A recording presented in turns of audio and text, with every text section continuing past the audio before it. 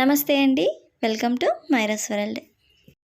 వర్షం పడుతున్నప్పుడైనా లేదా సాయంత్రం ఏదైనా స్నాక్ తినాలి అనుకున్నా చాలామందికి మొట్టమొదటిగా గుర్తొచ్చేది ఈ మిరపకాయ బజ్జీలు. అయితే వీటిని బయట కొనే పని లేకుండా ఇంట్లోనే చాలా ఈజీగా ప్రిపేర్ చేసుకోవచ్చు. వీడియోలో చూపిస్తున్నట్టుగా బజ్జీలను ప్రిపేర్ చేసుకున్నట్లయితే అచ్చం బయట కొన్నట్టుగానే ఉంటాయండి. మిరపకాయ బజ్జీలను ప్రిపేర్ చేసుకోవడానికి ముందుగా ఒక బౌల్ని తీసుకొని ఇందులో శనగపిండిని వేసుకోవాలి. ఇక్కడ నేను 1.5 కప్పు శనగపిండిని వేసుకున్నాను.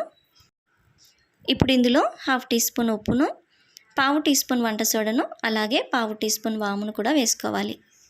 శనగపిండిని ఎంతైతే వేసుకుంటామో కరెక్ట్గా దానికి సగానికి నీళ్ళను వేసుకొని పిండిని కలుపుకోవాలి. అంటే నేను ఇక్కడ 1.5 కప్పు శనగపిండిని వేసుకున్నాను కాబట్టి అందులో సగం 1/4 కప్పు నీళ్ళను వేసుకుంటున్నాను. ఎంత క్వాంటిటీలో అయితే పిండిని తీసుకుంటామో కరెక్ట్గా దానికి సగానికి నీళ్ళను తీసుకొని పిండిని తడుపుకున్నట్లయితే బజ్జీలు ఎప్పుడు చేసినా కూడా చాలా పర్ఫెక్ట్గా వస్తాయండి. ఈ నీళ్ళను ఒకేసారి కాకుండా వీడియోలో చూపిస్తున్నట్టుగా కొంచెం కొంచెం వేసుకుంటూ పిండిని కలుపుకోవాలి. బజ్జీలను ప్రిపేర్ చేసుకోవడానికి పిండిని తడుపుకోవడంలోనే అంతా ఉంటుందండి. అంటే పిండి మరి పల్చగా ఉన్నా లేదా గట్టిగా ఉన్న బజ్జీలు సరిగ్గా రావు. ఉండలేమీ లేకుండా పిండిని బాగా కలుపుకున్న తర్వాత దీనిపైన ఒక మూతను పెట్టేసి ఇప్పుడు దీనిని ఒక 15 నిమిషాలు పక్కన ఉంచుకోవాలి. ఇప్పుడు కావలసినన్ని పచ్చిమిర్చిని తీసుకొని శుభ్రంగా కడిగి వీడియోలో చూపిస్తున్నట్టుగా ఇలా చివర్లను కట్ చేసి తీసుకోవాలి. వంకరలేమీ లేకుండా ఇలా చివర్లను కట్ చేసుకొని పెట్టుకుంటే బజ్జీలను వేసేటప్పుడు ఇబ్బంది లేకుండా చాలా అనువుగా ఉంటుంది. అంతేకాకుండా అన్నీ ఒకే సైజులో కట్ చేసుకుంటాం కాబట్టి బజ్జీలు చూడడానికి కూడా చాలా బాగుంటాయి.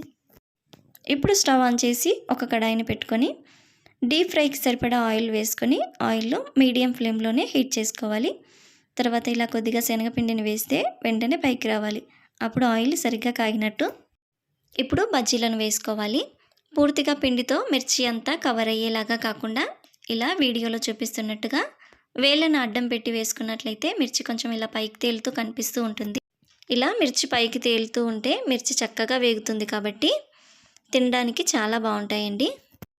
ఇప్పుడు ఈ బజ్జీలన్నిటినీ ఇంకొక వైపుకు కూడా టర్న్ చేసి కాల్చుకోవాలి. బజ్జీలను వేసుకునేటప్పుడు మంటను సిమ్లోనే పెట్టుకొని వేసుకోవాలి.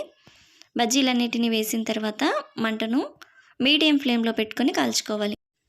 బజ్జీలు బాగా కాలిన తర్వాత ఇప్పుడు వీటిని తీసుకొని ఒక ప్లేట్లో వేసుకోవాలి. ఇప్పుడు మంటను మళ్ళీ సిమ్లోకి టర్న్ చేసుకొని బజ్జీలను వేసుకోవాలి. బజ్జీలన్నిటిని వేసిన తర్వాత మంటను మీడియం ఫ్లేమ్లో పెట్టుకొని బజ్జీలను కాల్చుకోవాలి.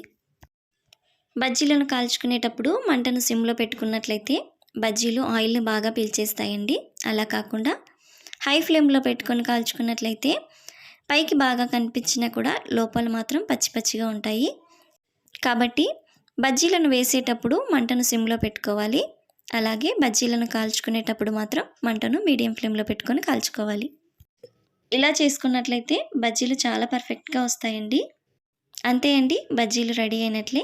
ఈ బజ్జీలను ఈవినింగ్ స్నాక్గా తిన్నా లేదా పప్పుచారులోకి కానీ ఏదైనా రసంలోకి కానీ సైడ్ డిష్గా తిన్నా చాలా చాలా బాగుంటాయి. వీడియో నచ్చితే లైక్ చేసి నా ఛానల్ను సబ్స్క్రైబ్ చేసుకోండి.